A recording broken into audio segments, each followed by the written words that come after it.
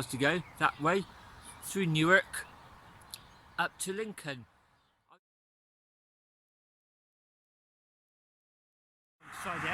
So now I'm afraid it's a case of I'm going to have to ride up the A46. You can see there's a hard shoulder there, a bit of one. Dual carriageway. I've got all my lights on flashing. I'm going to put some high vis on, and that's all I can do really.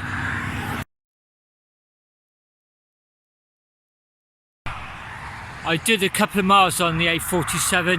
In fact, it wasn't anywhere near as bad as I thought. Had all my lights on, high vis, everything, and I stayed in the hard shoulder, and every time there was a turning off to the left, I would take the turning and then rejoin rather than going straight across it, because that always feels vulnerable. I've just come across the roundabout and I've noticed this no through road.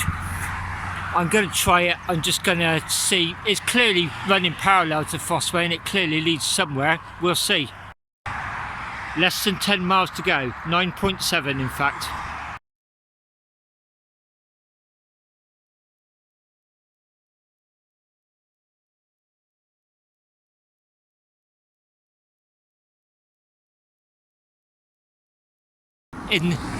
I'm nearly there. The final straight to the cathedral, look. I've got a nice little celebration planned.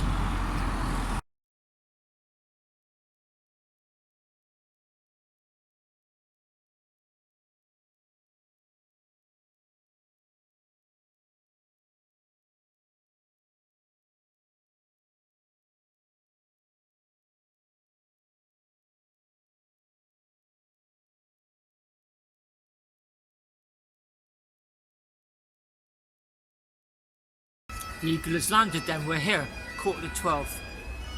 Exeter Roman Wall to Lincoln Roman Wall, along the route of the Fosseway. It's been an amazing journey.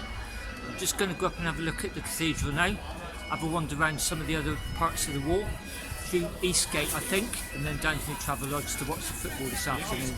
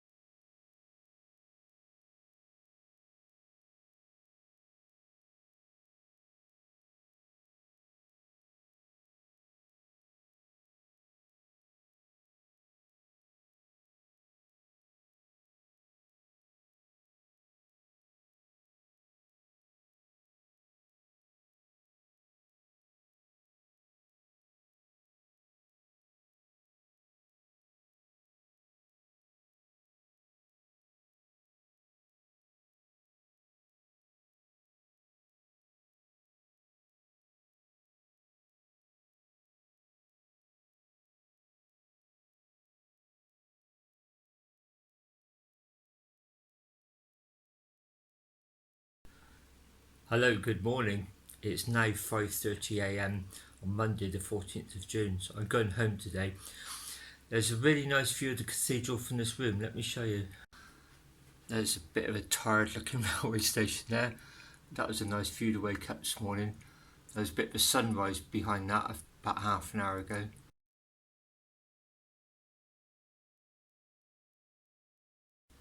I'll tell you a little bit about the journey later on as I leave, because I've got a rough plan, and then when I get back to near home I'll sum up my thoughts about the Fosseway. There's quite a few I've been thinking about them overnight, well for the last few days, but I was summing them up last night. I've been trying to answer sort of all the questions that I always think of when I watch people's videos. So I'll tell you a little bit about the prices. I've got a senior rail card because I'm over 60. So from Oldfield Park to Exeter on Wednesday was £9.80 with the rail card. The Travelodge at Leicester East, Hinkley Road, was £9.25, and you may say, why is it that cheap? Because I'd originally planned to go to Southampton Travelodge in the winter, and lockdown 2, they weren't able to honour that, so I rebooked it, and then because of lockdown 3, they weren't able to honour that. So this time they offered me to rebook it, or rebook and with a credit note plus a 25% bonus, or have a refund. So I went for the middle option. I went to rebook it somewhere else, have the credit note plus 25% credit, which is why I got Leicester Hinkley Road for £9.25. Here last night at Lincoln was £29.99. The train today from Derby to Bristol Parkway is going to be the most expensive element, again with my rail card, £48.90. I had added that up at home, I can't remember what it is now, but it's less than £100, so I consider it's been a bargain actually. Of course there's all the food and everything, drink on the road, that's probably about another £100. It really is. Cyclists just get through so much food and drink, it's just unbelievable. I'll talk to you again just as I'm about to leave. It's coming up to 6 AM. I've just leaving the Travelodge, so it's mandatory that you wear a mask while you're inside, and you also have to register with NHS Track and Trace. So obviously if there's any form of infection that gets flagged up, I'll get an email straight away, then I'll have to self-isolate. I'm just going to walk down the road to Greggs, get myself a little bit of breakfast, then it'll be Greggs, 56-mile ride to Derby railway station, get the train down to Bristol Parkway on Britain's biggest train set, and then Bristol Parkway back to Bath. I've got a route in my Garmin, 13 miles, so let's get going. Next stop, Greggs. Just had breakfast at Greggs, sat in the main pedestrian area again, sat there last night with my beer, and just there was so many bikes going backwards and forwards. It's either Deliveroo or Just Eat. I mean, it just made me realise just how that has changed home eating actually. I've just never seen that many in such a short space of time. Anyway, I'm heading that way. Next stop, Derby railway station. And here we are at Derby station. Train's at 15:28, it's 14:27, got 61 minutes in hand. Just been to a shop, got myself a bit of lunch, so go and find my platform and wait on there. I'm now at Bristol Parkway, bang on time, 5:20. I've got 13 miles to ride home. The journey today went really smoothly. As I said, my thoughts about the ride and some tips and things I did right, things I did wrong, advice I'd just like to pass on. So I prepared this earlier. See you next time. I've gone back to 9:45 this morning, and I'm on the outskirts of a village called Fisherton, right on the banks of the River Trent. I've just had a picnic on this table. I thought I'd just reflect on the Fosseway and then maybe give a few thoughts, tips, advice to anybody who was considering it, things I might have done slightly differently. So I'll start off with the trip. Sometime over the winter, just a thought occurred to me, ride it dressed as a Roman centurion, and I always pass anything by my wife really, and the first thing she did was burst out laughing, and I actually thought, actually that's quite good. If it makes people laugh, that's great, you know, if I can cheer people up.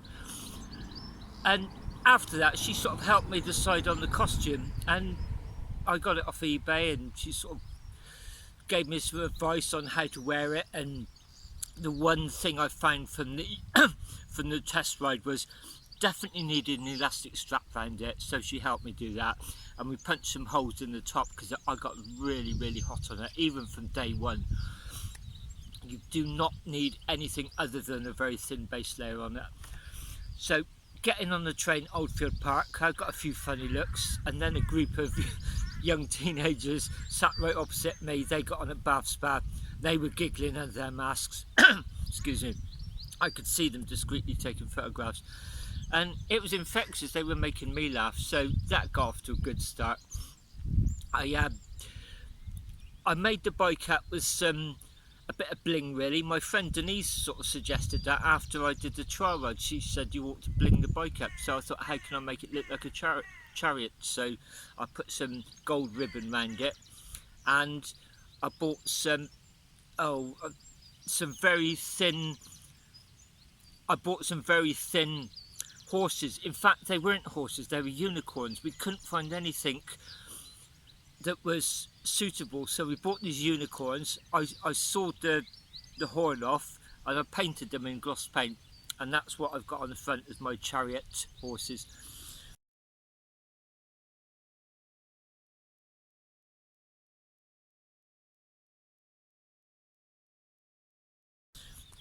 So starting off Exeter, my Garmin was weaving me all around the parks, and it tried to send me through some of the old Roman wall, which has since been gated off. It's padlocked, I couldn't get through.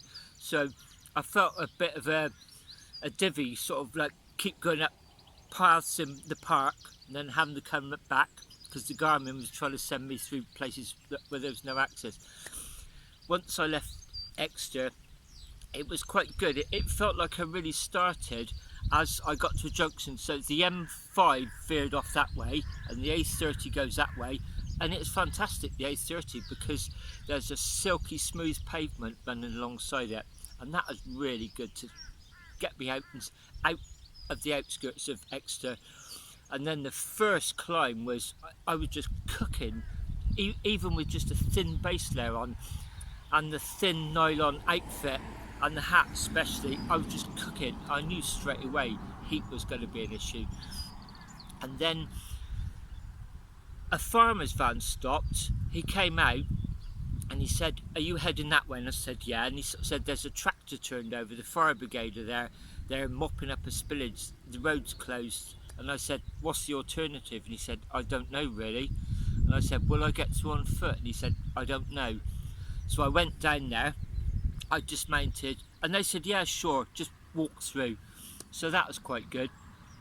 A couple of miles after that, I was diverted off the A30. Again, I tried to go through and it was clear that I wouldn't get through. The diversion went right alongside it, so that didn't feel too bad. And then I got on the A30 over the Blackdown Hills, and to be honest, it was nowhere near as bad as I thought it would be. The traffic was not too bad. Every time I come to a bit of a grind of a hill, if I felt I was slowing traffic down, I would just pull in and let it go and then wait for gaps. And that wasn't bad at all. And then the A30 eventually splits into the A303. And again, that wasn't too bad. And then it becomes dual carriageway, and that was the bit I was really concerned about. And actually it was fine because there was hardly any traffic. It was early evening by then. You've got a dual carriage anyway, and what felt like a hard shoulder. I pulled into Cartgate picnic site. That was probably one of the highlights of the trip, just making my tea in the billy can there, seeing all these other truckers and people in camper vans and motorcyclists, you know, picnicking as well. That was really nice. Then I rode into the evening. There was a couple of bits where I went up towards the A303. Literally, you cannot get across it. I went up, stopped the Garmin, did a big loop around it, about 3 or 4 miles, came back down to the other side of the carriageway, restarted the Garmin, and then just carried on up.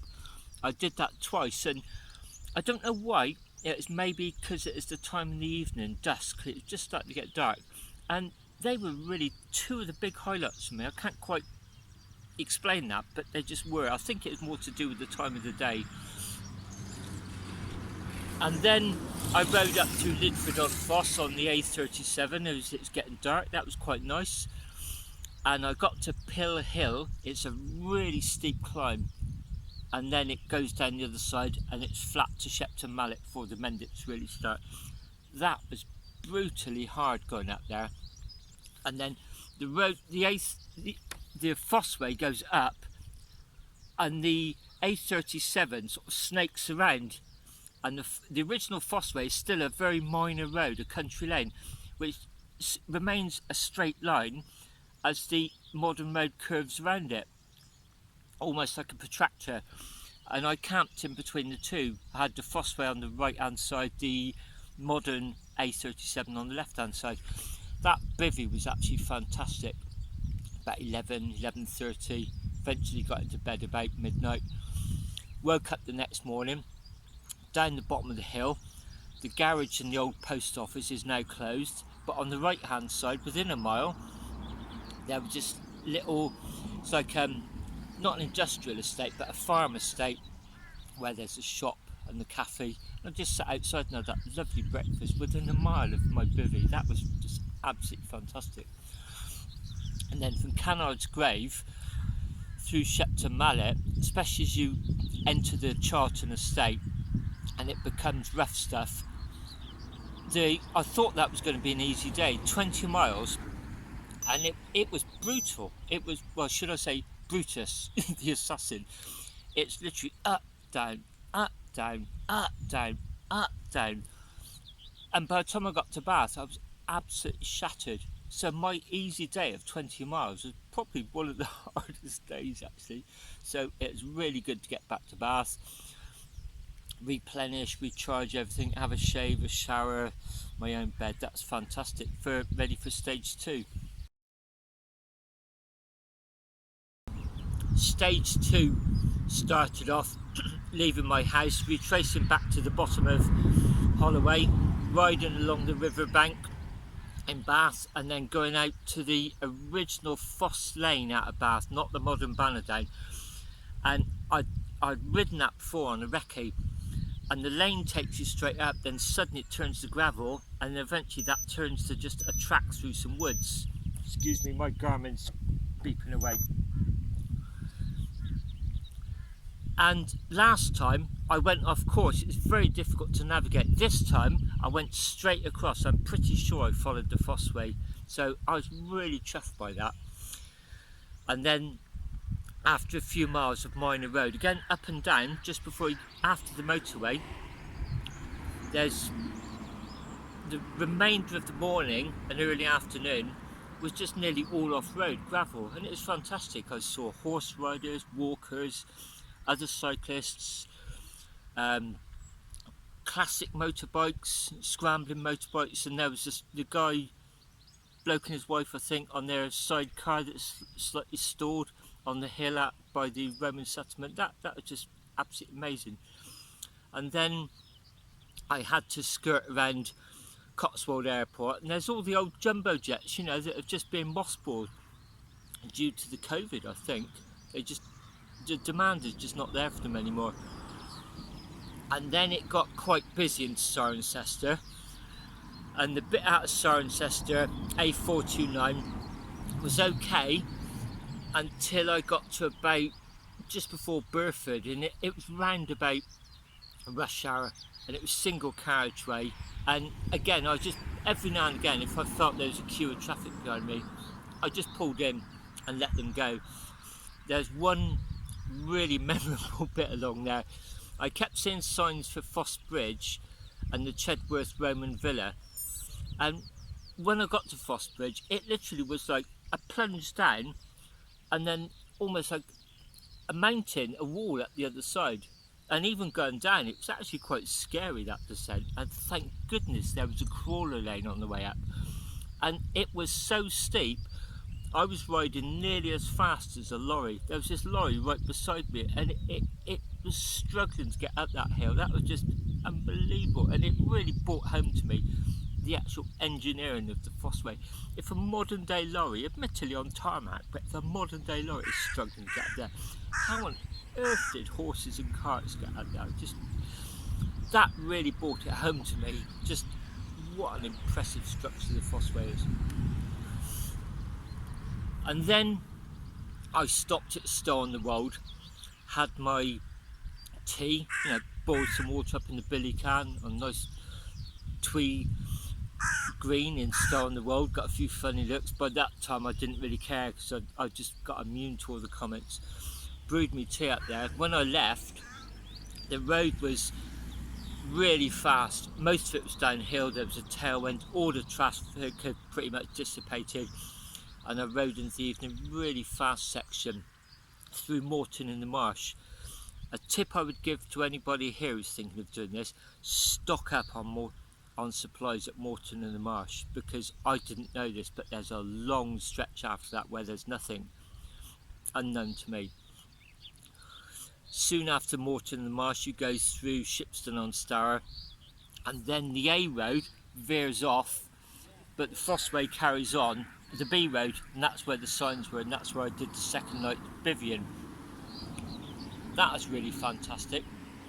I woke up in the morning and I had spotted a garage back about half a mile, and big mistake, I thought probably won't be open, I'll press on. I was keen to get going, and it got really hot very quickly, and there was nothing. I was getting really, had about half a litre of water left, and I was having to have a mouthful to ration it. And in the end I crossed this motorway bridge, saw there were some services about a quarter of a mile away, saw there was a right hand turn, and my instinct just said that's the service road, because the staff and the supplies don't arrive by junction 25. There's always a service road in the back. I followed my nose and got in there. Thank goodness I was able to stock up the water and food and everything. So that would be my advice to anybody thinking of riding this north of Moreton in the Marsh. Make sure you've got plenty of supplies. The whole of that second day was 42 miles, because in total Bath to the Travelodge was 108, so I'd broken the back of it on the Friday. So in the afternoon it was just a case of carrying on, but it was up and down, up and down. There was a few places where you did gravel tracks, that was really nice. I stopped and just had a picnic like I'm doing here, and the two lady walkers come and spoke to me, and they warned me about this bridge that was closed, so that was on my mind. I always go through roads on the assumption that they're probably going to let the locals through walking, and I saw a cyclist coming the other way, and I said, can you get through? And he went, yeah, no problem. So that was reassuring. When I got there, that was the bridge where they were doing the stone masonry restoration. That was really good. And then it got a little bit busy as I approached Leicester, and then I suddenly got this big roundabout where the Mirko garage was, stopped the Garmin, and I had 3¼ miles to go to my Travelodge. And I got there baking hot, and I just knew I needed to clean some clothes. So I did my usual. I switched the radiators on, which is the last thing I wanted to do really that time of the day. The peak of the heat. I opened the windows up, washed some clothes, put them on the radiators. Then I noticed there was a fan, so I switched the radiator off. I put the fan on and I air dried them. I left it on all through the night. It helped keep the room cool, and then the next morning I had all these clean clothes.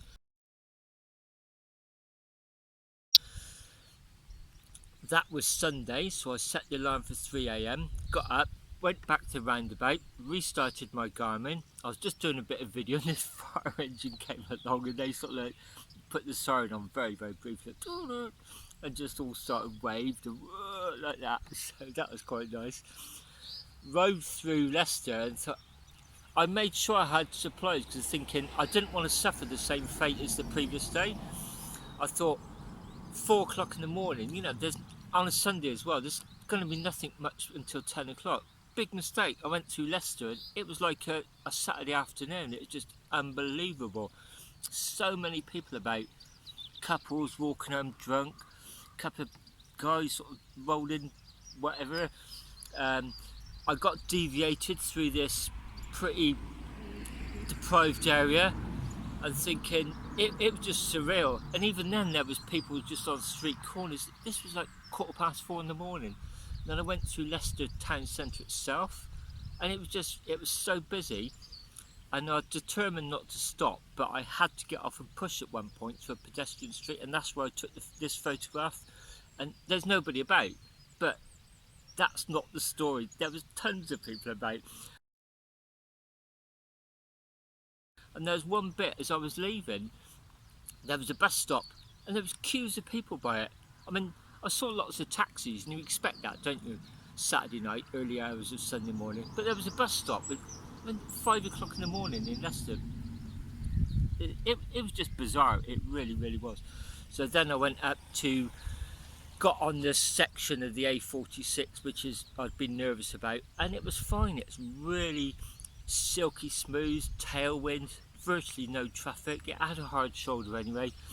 I got a lot of mileage done, and then I started spending most of yesterday just weaving in and out of it. Ironically, the Fosseway is a straight road, and in effect I was following the A46 north, but because I was doing all this weaving down bridleways and stuff, the navigation was really, really technical and tricky. So that's another tip I'd say. Do your research and maybe make a lot of notes about what you got to do, because there's one or two places I sort of half remembered, but I couldn't exactly remember. So yeah, to avoid the A46, there's very technical navigation, so do your research on that, I'd say. And then there's that one bit where it tried to send me down into oncoming traffic, and I just turned around and went back and thought, I'm going to do the last 10 miles into Lincoln on the A46. And even though the traffic was really bad, I'm told it's seaside traffic, by the way. The people from Nottingham and Sheffield, etc., are all going up to Skegness or somewhere else, they told me. So that would have been seaside traffic on a hot day. And then coming into Lincoln was just amazing. And when I got to Roman Gate, as I was coming in, I started thinking, I'm going to go and get a bottle of Prosecco and sort of do the Formula One type racing on the podium, you know, the champagne spray. So I went and got a bottle of Prosecco, or a mini bottle, and did that at the Roman Gate. You know, I set the camera up, did a few little tests to make sure I was definitely in screen and everything, and I was doing all this and testing, you know, just to make sure I was definitely going to be on the screen. And all these people were giving me funny looks in my Roman costume, and then I did that. That was really good. Got to Travelodge and just in time for the England match, so that was it, the Fosseway. So my thoughts about how it went and any tips or advice. I try not to overplan. Somebody once sort of said, if you plan too much, it's actually called procrastination, and I tend to agree with that. There's a happy balance. You want to do some planning, but not overplan it, otherwise you'll never get started. I do enjoy doing all the routes. I tend to think of it as logistics more than planning. In other words, what resources have I got? What will I need? Where can I resupply, restock up? You do tend to get a little bit detached from the real world on the road, because you're so focused on your journey, and you're constantly thinking, where will I get food? Where will I get water? Where am I going to stay tonight? Will everything be okay? What happens if it's not? I'm constantly thinking that through my mind. But a couple of tips, really, they're lessons I learned in other aspects of my life, and I applied them to things like this, and they just pay dividends. So the first one is, the principle I use from Audaxing is, on the long rides, I never think of the total distance until much closer to the end. I break every day down into a single day, and that way you just don't get overwhelmed by the distance. You've never got longer to go until wherever you plan to stop that night, and it just helps you sort of cope with the really long distances. So what I've learned through Audaxing, breaking a big task down into smaller, more manageable chunks. And the other one is, I learnt this as a postman. It was drummed into us, just take a little bit of time to do some extra prep before you go outdoors, because if you don't get it right, you're going backwards and forwards, and believe me, it made so much difference. And it normally determined, I used to train postmen as well, and you could tell the ones who were going to survive and the ones who were going to just pack it in after a week or a couple of months. And it came down to the ones who listened to that advice. I would say so, the ones who took it on board. And I apply that to my cycling as well. To give an example, my routes always end up in the Travelodge car park or the youth hostel car park. Sometimes that's a bit of a faff doing that. is just a little bit more extra hassle at home, but it really, it's so beneficial on the road. And sometimes I think, what sort of Travelodge is it? What sort of Premier Inn is it? Is it on a big service area like a roundabout on a motorway or a big A road? Or is it more of a town one?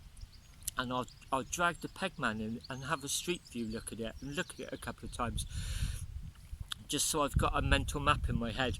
And what I find is, if you attach something familiar, like, is it a motorway type or is it a high street type, you tend to remember it more.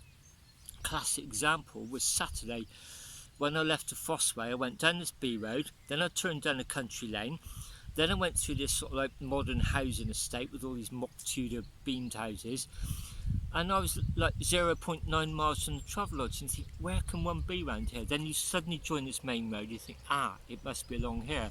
And even then I didn't see it literally until I got to its drive, because it was set back a little bit, and the Garmin just comes down and just stops, and it stops right outside the Travelodge. Because I've found in the past, at the end of a long day, you're either hot and sweaty, mentally you're ready for the end of the day, it could be pouring down with rain, you could be wet and tired, all sorts of things. The last thing you want to be doing is thinking, oh, now where's my accommodation? So really a little bit of extra pep on the planning side. As I said, if I would do this differently, I would definitely probably bring more notes, write down more notes and do some diagrams or even some screen grabs for the bit between Newark and Lincoln, because there's so much off-road. It was just, I had to think on my feet a little bit. And the other thing is, this is really only relevant to me wearing that costume. I look over my shoulder a lot. They teach you to do that motorcycling, they call it lifesavers. Don't rely on the mirrors, look over your shoulder. I do that on the bicycle all the time. Well, because I had that robe, it wasn't working. I'd have to do it 3 or 4 times and hold the robe down. And I actually, even now I've got a bit of a sore neck because I've been doing that so much. If I ever did something like this again, which who knows, I would put some form of mirror on the bike just so I could see behind me. The other thing I would also say is, anybody who wants to ride this road and stay as true and authentic to the Fosseway as possible, just be prepared. Bring some oils and some creams or some disinfectant wipes, because you're going to get scratched and stung, no two ways about it. You're going to rip some clothes. There's just so much, there's so many nettles and brambles and bits of overgrowth if you ride it during the summer months. I think that's about it really.